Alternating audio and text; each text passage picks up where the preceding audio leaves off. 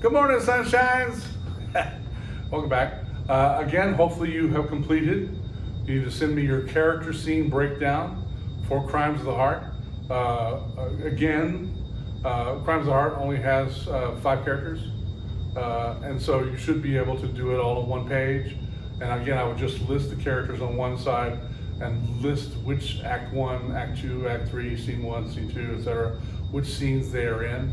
If you want to divide them down into their French scenes where you have the particular pages that people enter and exit, I think that would probably be a good idea, because having something where it says Act 1, all 5 characters are in, or 6 characters are in, 6 characters, can be, you want to make the character scene breakdown as useful as it can be, because you're going to use the character scene breakdown to determine your rehearsal schedule. You're going to use it to help determine costume changes, quick changes if you have them, set changes where they can be, etc., music where you might need transitional music to help you get through things, etc. So the character scene breakdown is going to be a very valuable tool, and you want to be as useful as possible. I would not go so far as to have every single page notated.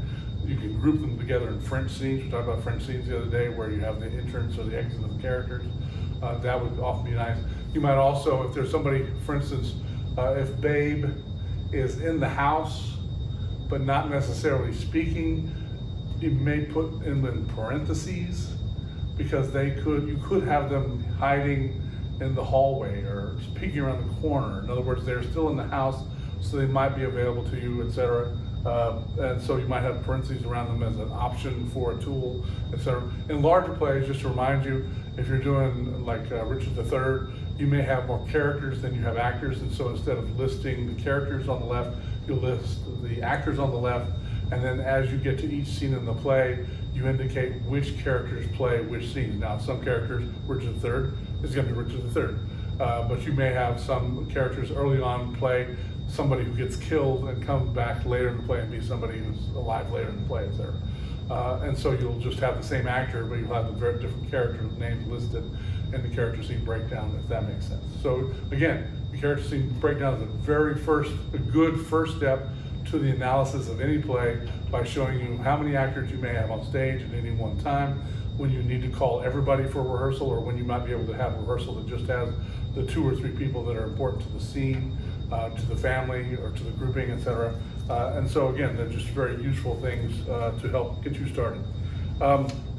Once you have figured out the frame of the play, and again, the frame of the play includes the given circumstances and the dialogue. Once you've gone through the play and figured out what time of year it is, where we are, who says what, that is basically going to give you the frame of your play. Yes, you want to go through to the core of the play, the characters, the ideas that you're there. Again, the ideas can be a solid point for departure for interpretations that are non-realistic. When you can add abstractions to the play, ideas to the play, those are going to come from the metaphors you may be able to find in the play, etc. You want to determine, in the course of reading this play, what is unique about these people. How are these people different, or how are they the same as the audience that you're going to be presenting the play for? Yes, and will the audience relate to those people? Again, if they don't relate to the people, maybe they can relate to the music or the situation, right? The circumstances. You sort of have to know who you're telling the story to. How you tell a story will often depend upon that third thing, as far as the elements of the drama. Who is the audience, right? Who are you talking to? If you can, for instance, at AUM, we're a college theater, we typically have a college audience, right? If you're talking to the Alabama Shakespeare Festival, those tend to be older people in this community, richer people in the community, and so those are the people that are going to receive that message. You might just need to package the message in a way that is different than you might for an 18 to 22-year-old, yes? Or maybe you can do it the same way. Just be with yourself. Environmental facts, the economic, political situation these people in, the social situation they find them in, the religious context, of these characters. Are they Catholic? Are they Jewish? You need to have elements of that, even though that might not be discussed at any moment in the play, right? For instance, in Lost in Yonkers, the family's Jewish. Are they practicing? No. But does that mean they have a mezuzah on the front door? My guess is they probably do. If you don't know what a mezuzah is, you need to look it up. Do they have a menorah that is on display somewhere? Usually that's a nice piece of, if not gold, brass, that is on display the rest of the year, even though it may not be Hanukkah, particularly during the course of the play.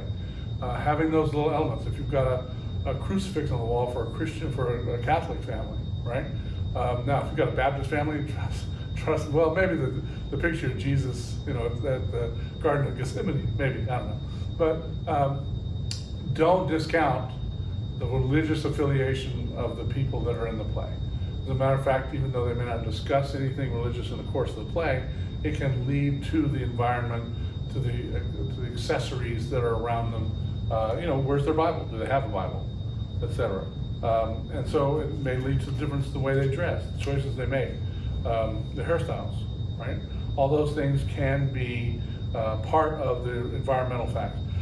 Previous action, we talked about, again, part of given circumstances. Who has slept with each other? Who has thought about sleeping with each other? Who has flirted, right? Who's in love with who? Find who's aroused by who, right? Or who's turned off by someone, right?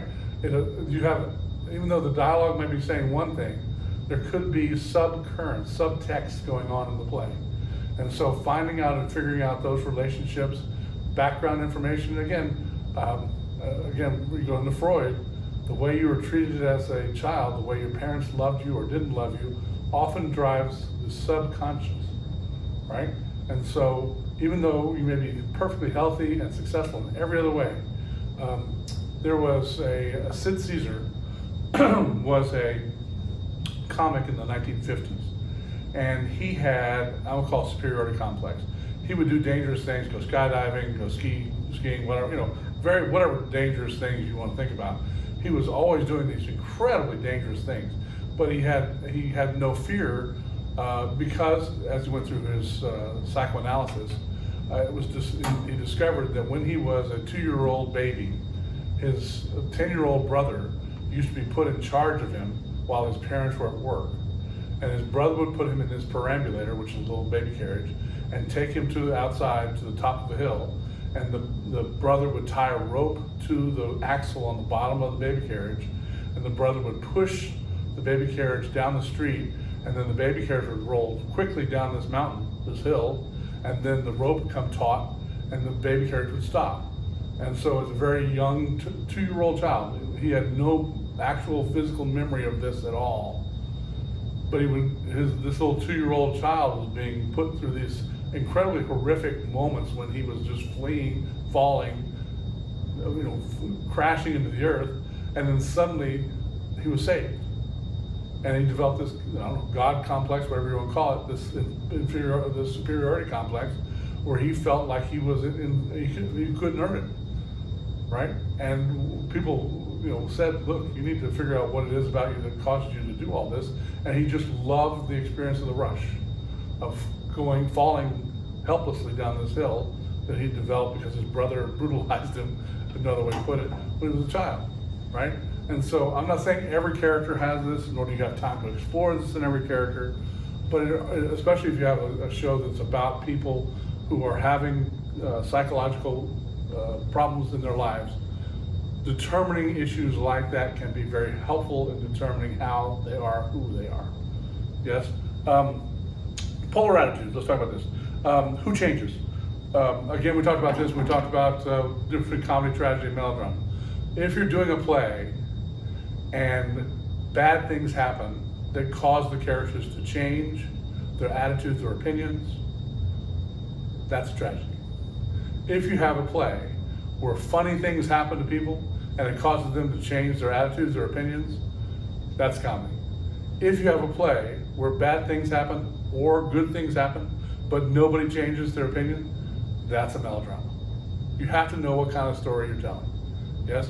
The difference between Romeo and Juliet being a tragedy and a comedy is that in a comedy, if Romeo had woken up 2 minutes earlier, he would have been in the arms of his lover and would have been happily ever after. What makes it a tragedy is he wakes up and Juliet has already killed herself. 2 minutes, and this thing could have been a comedy where everybody lived happily ever after. Instead, it's a tragedy that tries to tell all of us to be wary of young love, although none of us ever are. Yes, dialogue. Oftentimes, dialogue. Well, first of all, there's regionalisms. You have to know what those are. There's, bless your heart. Come on. We all know the Southern idioms. There are Northern idioms. You skies. They're just ways of approaching words. There are, and again, this goes to training that you're going to get from Neil David about the way you have diphthongs or the way you stress or don't stress certain vowels.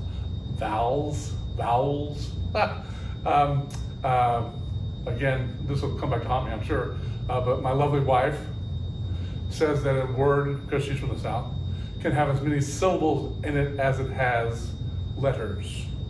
And so, for instance, the word L-E-G, which I would pronounce leg, one syllable. She would pronounce leg because it has 3 letters and therefore it has 3 syllables. Except for the word S-H-I-T, which she and I will tell you changes meaning depending on how many syllables it has. If you just say shit, it means you forgot something. If you step in dog poo, it is shit. Or if you just lock your keys in your car. It just changes meaning depending upon how many syllables it has, although it is just one word in the text. Yes?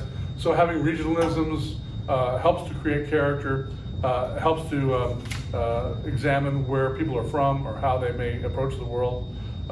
Again, polar attitudes or any kind of attitude that has changed from the beginning to the end. 2 people can't stand each other, they have a fight, and suddenly they have respect for one another at the end of the play. That the fight has changed their attitudes towards one another. 2 people can't stand each other. Let's see here, how to say this. And this is true in life and also in plays. When you don't care about somebody, then you don't care about somebody. If somebody hates you or likes you or doesn't like you or whatever, if you don't care about them, it doesn't matter. But when you have 2 characters that go out of their way to hurt or influence somebody else, and the other person has a reaction to that, those people care about each other. And more often than not, those are signs of people who are in love and don't know how to express it. Right? If you have, the people that are going to hurt you more than anyone in your life are the people that you care about deeply. Yes? That's why wives and husbands, that when they are falling out of love, can hurt each other because they know the weaknesses of the other person. They know the little psychological damage that the person has been through and know where the needle goes in the worst. Yes? And so on stage, if you want to have people who care about each other or who don't care about each other, you need to have, from the very beginning, clues, hints of what's to come. You don't tell the whole play, yes, but little smiles, little glances, little frowns, right? Just little touches could help give an impression that these things are going to happen down the road. Yes? Let's say you have a married couple and there's going to be an affair. Having the people that are going to have the affair stand next to each other early on in the play might just be a small indication that they might wind up together at the end of the play. Anyway, just little clues that helps the audience and gives the audience a chance to say, aha, I knew that was going to happen. Yes, so look for things like that. First of all, in dialogue, be careful not to play the end of the scene. In the course of a play, people are going to change. You shouldn't have the person in the same status they are at the beginning of the line as they are at the end of the line. the line is where the change happens, right? It is, let's see here, how to be nice. You shouldn't never laugh at your own joke. You should understand the joke. You should understand what's funny about the joke. But as soon as you start laughing about the joke, the audience is turned off. And the joke will never be as funny as if you just told the joke. Yes? Same thing with tears. If it is okay to understand the insanity, the craziness, the hurt that a character may be going through, but you have to let the audience experience it.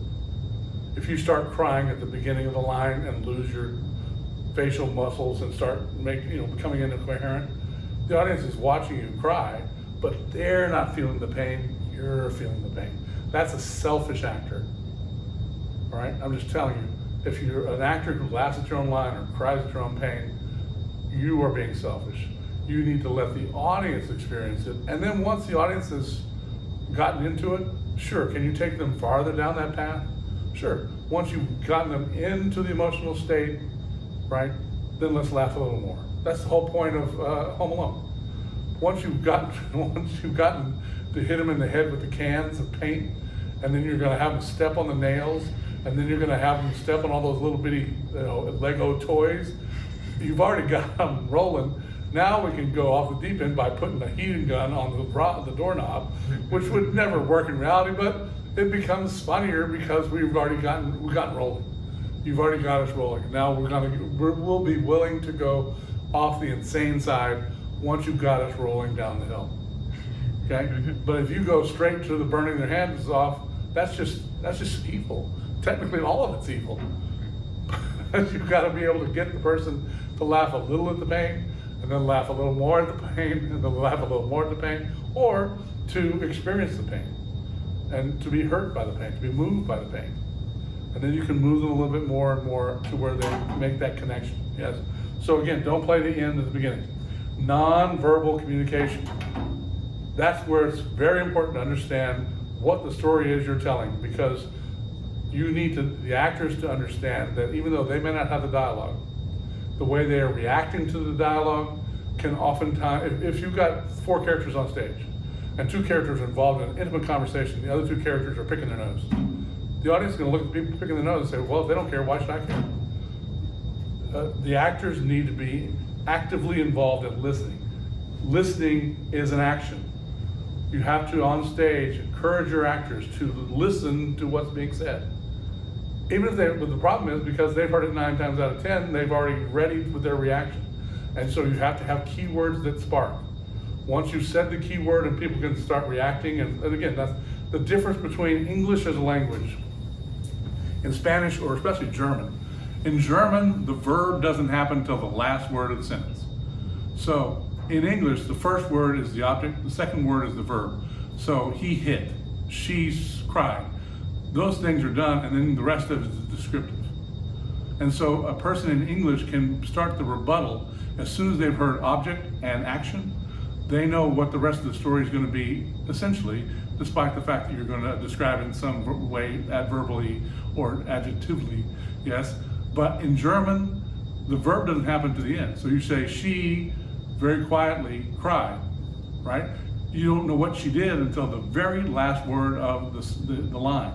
And so in German, responses are much later because they don't know what they're going to say until later. In English, we're very accustomed to talking over the top of each other because once you get subject and verb, we know what you're talking about, yes? And so there's the point in the dialogue where the actor will be motivated by a leaping off point, by a spark that will get their emotions going as to how to react. Now, there are several ways to create focus. One is to alter your position relative to the rest of the crowd. If the rest of the crowd is running and you're still, you can create focus. If the rest of the crowd is still and you're running, you create focus. If everybody is sitting and you stand up, you create focus. If everyone is standing and you sit down, you're going to create focus. Doesn't matter, again. And if everyone is standing and you fall to the ground, that is a dramatic shift of focus. Does that make sense? It doesn't have to be, you don't have to yell louder, just yell in a different plane. If everybody is sitting down and you leap on top of a table, you have commanded the stage, and hopefully it's your line. If the actor has jumped on top of this desk, that we're all looking at it, and the next line is somebody over here, trust me, we're not looking at it. Now, if it's some wisecrack about that idiot, being an idiot, maybe we get away with it, right? But that's our focus. That's where we're look, because that person has just jumped on top of the table. So again, you want to make sure that your actions match your verbs. Yes, so you want to make sure that we hear what's going on. All dramatic action on a stage is reciprocal. What the hell does that mean, Mike? Every beat begins with what I'm calling a stasis. In other words, you're in some sort of environment. You are in some sort of configuration. Then you're going to have a stimulus. Somebody else walks in. Somebody gives you a beer. Whatever the stimulus is that changes the focus of the beat. And then you react to the beat by going to your second stasis. Yes, that's the reciprocal action, is a response to the action that you've been given. Here's a rule of thumb. If two characters on stage are closer than 2 feet together, you either need to have somebody kiss somebody or somebody hit somebody. You want to keep your actors separate and distinct. Now, in life, that's not true. In life, you run into people all the time, down the hallways, all that sort of stuff. But on stage, if you have people that close to one another, you're distorting our ability to see the story of individuals. And that's what we're looking for. So if you have two people come together close, you either need to have them go all the way in or start duking it out, right? But otherwise, keep them a little bit farther apart. But every action, let's put it this way, we'll make it physics. Every action has an equal and opposite reaction. How about that? There's a physics thing, right? If you come in and walk, quickly up to somebody and stand right in their face, well, one thing you can do is go back at them, or you can sit the hell down because you've been intimidated by them, right? But it needs to be an equal response to the action you've just given, right? Or, let's say that somebody comes in all hot up and doing this, and you yawn in their face. That's not, unless you're trying to do a comedy, maybe, I don't know. I'm not saying it won't work, but it needs to be equal to the opposite reaction, reciprocal, yes? Again, rhythms are a collection of beats. Pacing gives you the rhythm, right? And different, just like music, rhythm is a very musical term. So just like there's a different rhythm to a samba, there's a different rhythm to a waltz, there's a different rhythm to rap, there's a different rhythm to different types of music. You have to know what kind of song you're singing in order for you to understand the rhythm of the piece. This is where it's very important as a director to understand, am I directing a samba? Am I directing a waltz? Am I directing a rap, right? It's gonna change your attitude, it's gonna change your rhythms, it's gonna change the way the scenes flow, right? Hamilton, we all know, hopefully, is a rap musical about Alexander Hamilton. Do those people move slowly around the stage? They do when they're the bullet. But for the most part, those people are booking it. They are moving like crazy, right? And they're very punctuated and very, it is got staccato action to it, right? Now, is every song in Hamilton rap? No. And so when you get to the ballad, some of the things can become lyrical, right? When she's burning the paper, right? That's not rap. That is a sincere ballad that she's singing about how life could have been, and she's ruined. She's not gonna be a part of his life anymore. You're not gonna have me to blame for what you did, right? And so again, there are variety within the rhythm, but the overall rhythm of Hamilton is rap, right? So that's overall where you want to be. Discovery. Same thing with crying and the laughing. Moments of discovery need to be picked out. Pace, rhythm, altering shape of the space. Discovery is very important, right? Because that's the point of change. When people discover that they do care for each other or that they do understand stuff, right? Discovery is very important in the course of a play, right? And so having it there and having the audience understand it helps immensely. All right, I'm gonna get you, let's see, your book gives you 6 terms. that every single character, you want to know the answers to these 6 things. Yes? First of all, what do they want? What is their desire? Right? Is it sexual? Is it monetary? Is it food? Is it shelter? Right? Is it just to have peace and quiet? Is it success? And Willie Loman, what does he want? He wants success. He wants likability. What does he want? He wants people to laugh at his jokes. Right? I would say that's Willie's desire. In Streetcar, the desire might be a little bit more primal. Yes? The relative strength of the character. How strong is their will? Again, Willie Loman is a weak character. Willie Loman has limited backbone, right? Now, has he survived? Sure. So on some level, he's not a worm. He's more than a mouse, but he's less than a gorilla. In Streetcar Named Desire, Stanley Kowalski is a freaking gorilla. He has very strong will, right? Matter of fact, that's the way he gets away with raping his sister-in-law, right? And so what is the will of the person? What is the moral stance? What are their values? Yes? What is sin?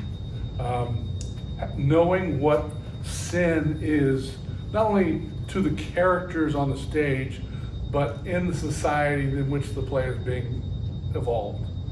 In some instances, a touch is a sin. If you're doing the Scarlet Letter and you have a man touch a woman, they have committed a sin. If you're doing Footloose and they touch each other, that's not a sin. If they dance with each other, it's a sin. But they're touching all over each other. The one girl who's, well, never mind, if you don't know Footloose. But what are the desires? What is the moral stance of the society? Obviously, in Footloose, the society has one stance and the teenagers have another. What is their decorum? What is the physical appearance of the characters? How do they, if you're doing Waiting for Godot, those 2 characters are bums. They have shoes with holes in their feet. They're wearing top hats, or bowlers, I guess. Typically in the play, they definitely have holes in their feet, because again, that comes from the dialogue. Whereas the hats, not so much, but they do try and hang themselves. So they are not the brightest in society, I would say. And so knowing that about them, they just have a look about them. They should have a slovenliness about them, right? They should have a feeling of they should look like they're scrounging for their next meal as they pull their turnips out of their pockets to eat, yes? I mean, not a lot of us eat raw turnips, right? I mean, I guess she does in Gone with the Wind. So these characters are the way that she is at the end of Into the Wind. Summary of adjectives. Let me talk about this. Adjectives are traits, they're not actions. They're traits. And so give a character like a word cloud, finding the adjectives that the person says about themselves and what the character says that other people say about the character can be very enlightening, right? The pacing can come from the adverbs, right? If somebody says quickly or flightily or something, this just gives you the mental picture of how the character moves. In Nora in Doll's House, they talk about her being a little squirrel. Squirrels just are jittery, right? They're little birds, little singing things, right? And so that just gives you an attitude of how the person should come off. And again, you have to sort of, unless there's a reason not to go along with the dialogue, I mean, again, there are lies in play. People lie about things. But when it's something that's so often referred to, her flightiness. If Nora isn't flighty, I mean, I understand that not all women are flighty, but Nora's gotta be. Nora's gotta be somebody, when they call her a squirrel, you have to go, yeah, that's the way she acts. She acts like a little bird, a little squirrel. Little bitty creature that's just out there, pecking on their little seeds and all that sort of stuff. And you see a dog and you change your attitude, right? Suddenly, Krogstad comes in and suddenly it's like, oh, what do I do, right? Oh my God, right? But they react the way the squirrels, and so use your images. Metaphor, let's start with this. Well, I'll do that in a second. I'll finish this. Character mood, your character intensity. Santa Claus is boisterous. If you have a sad Santa, in Bad Santa, that's the comedy of Bad Santa, is that he's not happy. He's depressed. So if you're gonna do a comic version of Santa, be depressed, right? But just characters have and you can tell if somebody in the course of the play is gregarious, and they come in one scene and they're not gregarious, that's a way of telling something is wrong. Even though they don't have a single word of dialogue. You have somebody that's just, ha ha ha, flighty, and then comes in one day and just sits down and mopes. Now, you have an Eeyore, a moper, that comes in, and somebody comes in one day and they're just, schizo. Something definitely has happened to that person, right? But in Glengarry Glen Ross, you have a character who is very quiet, Aronoff. It doesn't say a word the whole play, pretty much. He's very weak character. And at the middle of the second act, he has been accused of having killed this person, and comes in and just loses it, and ripping people up into all this. Once the lid is off, baby, it all spews out, all this hatred. So you've got to have the variety to be quiet and within themselves for the first part. So when the eruption happens, it points out the fact that this character has gone through some change, some decorum change. Metaphors. A simile is comparison using like or as. If you were to go to lunch with me in a few seconds here, you might say that, Mike, you eat like a pig. A metaphor is a direct comparison. So if you were to go to lunch and say, Mike, you are a pig. Yes? Theater, when it is good, is a metaphor. You think the things that are happening and the people that are on stage are those things. Bad theater is simile. They come on and they act like they're in love. They act like they're in charge, but they're not, right? Does that make sense? And so if you have two people who are uncomfortable, and again, people who are in love tend to be harder to get to a place than people who hate each other. People, for some reason, don't mind slapping the hell out of each other, but they do mind kissing each other. And if you have two people who are, scared to make contact, again, depending on the period of the play, it may work perfectly. But you need to get past the point to where they are lovers. Not that they, and again, this is where it gets tough. This will lead to the next section here. One of the things you have to have, and this is where you need stage managers and other people to rely on, you have to keep an eye out for relationships that develop within the cast members of the play. Because oftentimes when people start saying, I love you, because it's dialogue and scripted, a lot of people will get the wrong impression. Because again, especially young, you may not have had that many experiences with people telling you and emoting to you that way.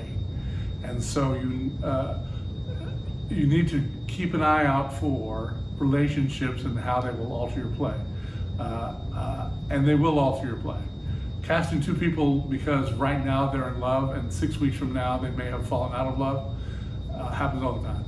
So you want to cast your best actors and hopefully get them to the point where they can understand and relate to one another on the correct level as opposed to the incorrect level.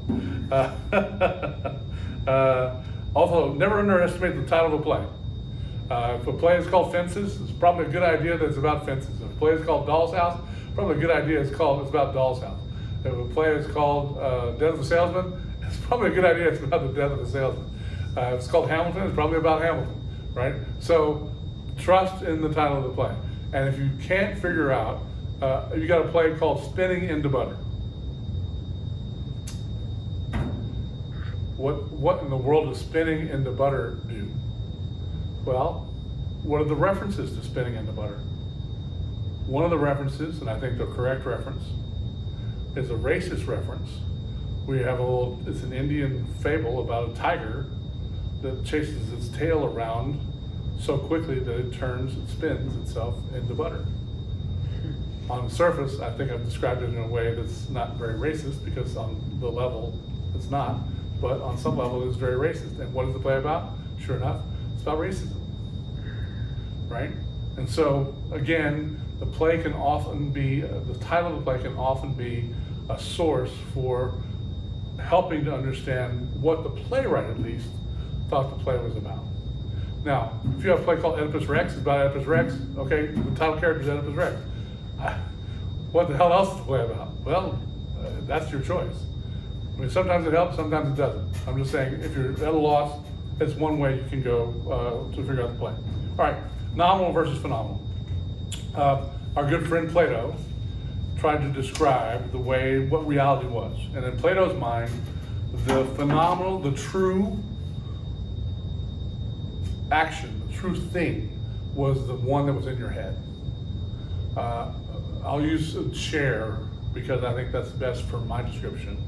Let's say I was going to want a chair for Christmas. Cody, grab the chair. And this is what my lovely wife gave me. I suddenly rip open Christmas Day, go and rip this thing open, and suddenly I have this thing underneath my Christmas tree. Have I received a chair? Yes. Technically, Santa Claus got my letter. Am I happy? Have you met my wife? I'm ecstatic. Is that the chair that I wanted when I said I wanted a chair? No. What I wanted was the chair that had that you could lean back in, that had the leather with the padding, with the little place to hold your beer, Coke, with a little place over here for the button pusher to be put down, and that sort of stuff, with the vibrating back, the lumbar support. That's what I mean by when I said I want a chair for Christmas. According to Plato, that inner chair, that phenomenal chair, is the real chair.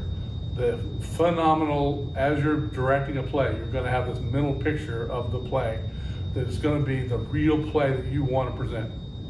And then when you have auditions, you're going to have this group of actors, none of whom are going to exactly match the person that's in your head. Yes? So obviously you've got to be able to adapt, and if that's the chair you've got, that's better than a stool, better than a bench, right? It's got some parameters at least of chairness, okay? It's much easier to add padding and a recliner and some arm supports to that chair than to start with a bench and try and knock it down, right? So you want to at least get farther down the road with your casting, or change your mental picture altogether once you got the real actors. Say, you know what?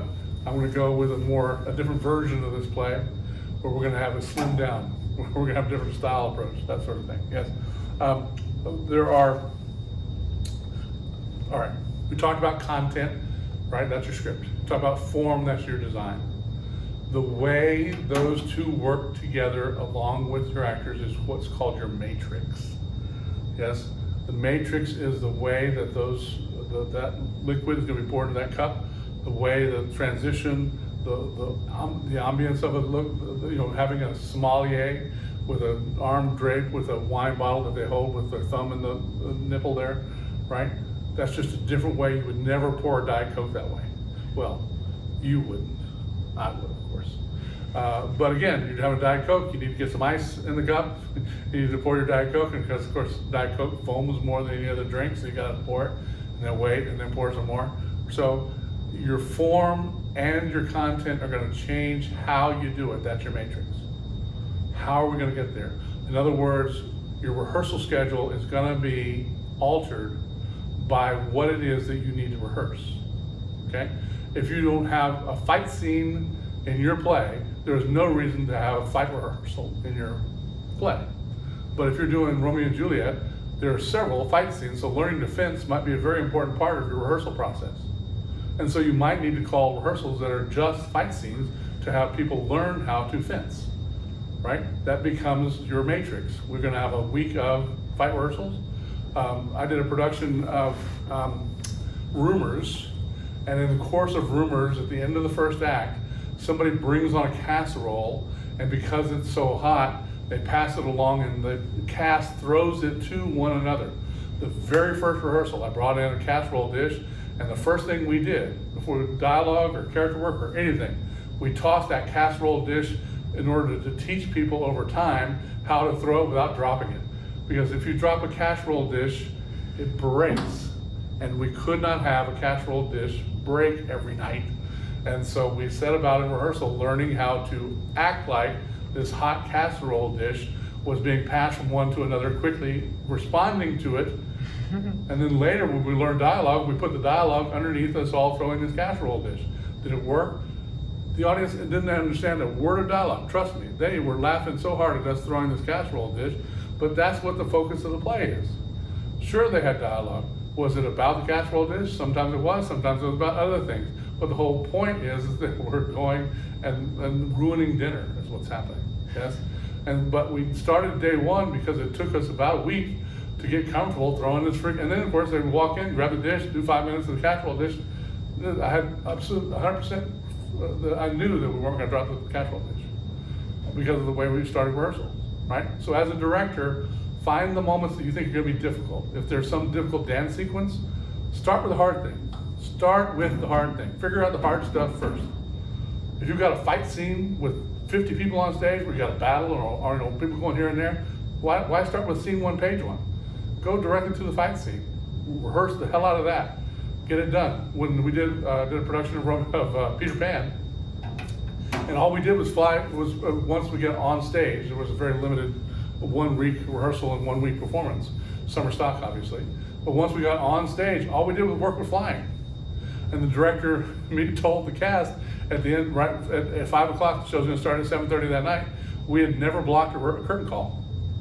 And the director turned to the cast and said, "You've all done a curtain call. Indians, you're first. The Pirates, you're second. Peter Pan's last." But we never blocked it, and we had to go to dinner because of the Equity House. Well, the fun thing is that there were several people, the kids, especially Michael and the other characters that were the kids, who really had never done a show before. So they really had no idea what the hell he was talking about. But the focus had been on the flying because that's where the focus needed to be in the time we had for the rehearsal process, right? So your matrix, the way you're gonna do the show, is gonna be a lot dependent upon the content, what the script says, and the form, what the set is. A lot of times your set may change, have 16 different set changes. It may be important to do the set shifts so that they are safe and not focus on the acting once you get on stage, okay? And once you know that, that means you gotta do more work on character and that sort of stuff in the rehearsal hall. Yes? A lot of plays, if they're one like you off, you can do some character work while you're on stage. But you have to get focused on what it is that you need to have done ready for the performance, which is your matrix, cool? Plots, all right, this is how you figure out your form, yes? Go through the script, you've got your character scene breakdown, yes? Using that can be helpful, especially with things like the costume plot, for instance. Every time the character comes on stage, they're wearing something, unless you're doing O Calcutta. But they're wearing something. What are they wearing? Well, it isn't necessarily your job to figure out exactly the size, shape, dimension of what they're wearing. But a lot of times it'll be nighttime, so you'll want some sort of bathrobe, or some sort of nightgown, or some sort of pajamas. If it's daytime and they've just coming home from the office, maybe you need some sort of suit, right? If they're just been playing football, they need to have, fences. The boy comes home from playing football. He's got to have a football jersey on. At the end of the play, he comes on as a Marine. He needs to have a Marine outfit on. Now, what year, what size, what scale, sure. Costume designer still gets to make all those choices. But as a director, you need to see that character comes on in different outfits at this point, and so you've got to have time for that character to go off stage to change from one thing to another, right? What do I need to do to have happen to make sure that character can do these costume changes? Is there a set change that goes along with it? Is there, just go to the costume plot, the light plot, there's a light plot the lighting designer does, which shows where all the lights are on the stage. That's not what I'm talking about. A light plot is your notes in the play on what pages there are light shifts. So for instance, let's say somebody arrives home from a long day's work and it's midnight. A person would turn on a light. You're not telling the light designer which light. Maybe there's a practical lamp. Maybe there's a switch on the wall. But you need to write in your plot for lights that when this character enters, there is a light shift. At the end of the scene, at the beginning of the scene, obviously, there needs to have lights that come on and lights that go off. A scene shift that happens in light is what's called an a vista shift. I think I've said this before, but I'll say it many times again. My rule of thumb is 7 seconds. If you want things to happen in a blackout, and you can do that shift in 7 seconds or less, fine, do it. It works great. It's a nice little trailer. But if any of the set shifts take longer than that, any of the costume shifts within that take longer than that, you need to go off Vista and have some sort of blue light or some sort of shift light that you go to. And again, music can be a part of the shifts. So having a sound plot, where could you put music? Where in the course of the play, thunder, lightning, phones, all that stuff can go into your sound plot. So you've got a costume plot, you've got a light plot, you've got a sound plot that tell you where those sound effects are. Now, does the sound designer necessarily do all those? Absolutely, unless you're going to cut them. The other thing I'm just going to warn you about, have a backup for sound effects that if somebody reacts to it. For instance, in Marvin's Room, there's a moment where the phone rings and the woman answers the phone and she's found out that her father has cancer from the doctor. If the phone doesn't ring, there is no dialogue that anybody has on stage other than hello. So if you're doing the play and the phone's supposed to ring and whoever, for whatever reason, is unplugged, somebody's asleep at the wheel, the phone doesn't ring, the actors have no dialogue. So you need to make sure you have a backup to, let's say it's a recorded sound effect. You need to have a live backup. Let's say it's a live effect. Well, the person tripped and broke their leg and isn't in the place to do the live sound. You need to have a recorded backup. If all else fails, have what's called a God mic in the hands of the stage manager, so the stage manager can go ring. May sound awful, but the play will continue. There may be a little laughter in the audience, but guess what? They're going to be the ones that were there the night we forgot the bell, or whatever. But the play continues. If you don't have any of those options, trust me, actors on stage not knowing what to do is horrific, right? You're like, they will think they've lost their place in the script. They will think they're wrong before they will figure out that there wasn't a sound effect. Sure. Yes? So have backups to all these things. Properties plot, say props for last. Again, you're gonna work hand in hand with your stage manager on creating a prop plot. Whew, props. Props are anything that somebody handles. My glasses in this lecture have been props. These pieces of paper, props, right? The difference between that and this eraser until this moment has been set dressing. But as soon as the actor picks it up, it becomes a prop. Yes? It has to have size, shape, dimension. You have to know whether it gets consumed. If you're drinking the tea every night, you need more tea. If you're making sandwiches and you need more sandwiches every day, you need to know that. I'm not trying to be quaint, I'm just trying to be real here. You can always tell the difference between a good actor and a bad actor depending upon how many props the director gives them.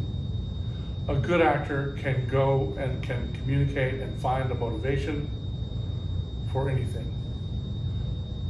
I need you as a director, you need the actor to move down left.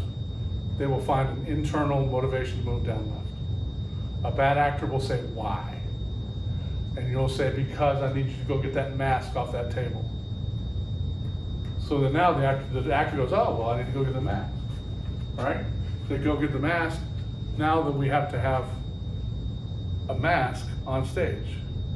Why? Because the actor couldn't find a motivation to go, you had to give them a justification to go. Motivation, justification. Internal, motivated, justified, external. Those are the reasons we move. One is we've got to leave where we are because we're too pent up or whatever reason, whatever motivation we have inside. The other is we got to go get something. And that something becomes a prop. I would always, there's gonna be a last day to add props because the prop people have got to go and find and or build and or rent and or borrow the props. And you've got to be fair to them because they're overworked. The worst thing you can do, the stage manager will usually be the communication between you two. So if you're in rehearsal and say something, I need a mask, the stage manager is going to have a production report in which they will say to the prop people who are not at rehearsal, we need to add a mask for this character for this scene. Yes? The next day, the character says, oh, I figured out what I need to do, so we no longer need the mask. So now the mask is cut. The problem is the prop people have spent a whole day looking for that prop. So the words of advice to you are, make sure you absolutely need the prop before you send it through as a note. Yes? Just say, we need something down there. Let the prop people figure out what it is, right? Or let the actor work with it. Or say, listen, work with it. If you can't figure it out, we'll figure it out tomorrow. You don't have to have every answer right now, because especially if it means spending money and there's limited financial resources anyway, you're gonna be spending money you could have used on something else in the play, and time you could have used on something else in the play. And I know that you're not doing it, but it's gonna cause frustration somewhere in the chain. Yes? We'll talk about care and feeding of technical crew at some point. But again, this is the reason you buy everybody an opening night beverage, because they have worked harder than you know to do the show the way you hope it to be done. Cool. Keep a to-do list handy. A little pad of paper with a list that is separate from your notes to the actors or to technicians. You want at least a little list for you. Things I need to do tomorrow: research this, find information on this, do more, meet with this person. Whatever your to-do list is, have a piece of paper, have we're gonna call it a prompt script. I'm gonna introduce you to the idea of a prompt script. A prompt script is gonna be your script, the script that you have for the play, in your Bible, in your prompt script. And in the prompt script, you're gonna have all these plots: your costume plot, your light plot, your sound plot, your properties plot, and the information that other people give you. The costume designer's gonna come in with that information. Set designer's gonna come in with that information. Prop master's gonna come in with that information. You wanna make sure that you have included all your information on their work. And if they have listed props that you don't need, cut them, right? If again, they've gone through and found all the italics that say all the props that were in the show on Broadway. If you don't need those props in the production you're doing, cut them. Read those lists, make sure that they're looking for the things you actually need. Sometimes you read those lists and it says there need brownies here, and you're like, oh, that's right. They're supposed to put brownies in the scene. And you can say, okay, we're gonna do that, or no, we're not doing that, why are we doing that? Right? Or whatever, right? So sometimes the prop list can lead you to discoveries about the play, the way it was done, which can be helpful, or if you don't need it, don't use it, right? But you're gonna start creating this Bible for you, and all this information, like casting calls, like rehearsal schedules, everything you're gonna need to know about this play is gonna be in this Bible, right? And there's gonna be two competing notations. One is your blocking information, which again, some people put it on top of the script, some people put it on the back of the page on the other side. The other thing are notations like light and sound cues, which some people put on the script and some people put on the other stage, on the back of the page. But you're gonna have the blank side. You should never have a copy and copy. You should have a blank page here, so you can make notes about the one page that you're looking at on the other side. And one side's gonna have blocking and one side's gonna have tech information, okay? But that's gonna be your prompt script. We'll talk much more about prompt scripts later. But this is just the introduction to creating the form, right? The script analysis we talked about. Given circumstances, characters, ideas, all that sort of stuff. That's leading to the design, which is leading to all the form that you're gonna take. The costumes, where they have to, what has to work, how they have to work, whether you need quick changes, whether it's Velcro or whether it's snaps or whether it's magnets, whatever, right? These plots are gonna lead to those type of choices, which is the form that your script is going to fit into, your glass that the wine is gonna be poured into, or your scotch. Again, you don't really pour scotch into a wine glass. And there's a reason a snifter for cognac is different than a wine glass. We'll talk much more about it, because a snifter, if you wanna know, a snifter you hold because you want the warmth of your hand to heat up the brandy. I mean, there are reasons why glasses look like glasses look. There are reasons that shapes take the shape they have, or what the content is gonna be. And so that's what you're gonna do. You've analyzed the script, the content, the milk, the wine. Now you're creating the glass it's gonna be poured into, and the way that it is poured into it is gonna be how the actors perform the play. Nice metaphors. I didn't talk about pigs at all, did I? Someday I'll teach you about electricity using pigs and a pen. All right, for next time, what do we need to know for next time? Next time you need your analysis of Crimes of the Heart. Go through, answer all those given circumstances, all those metaphors, all those answers to all those questions, and we'll talk much more about that then. See you then.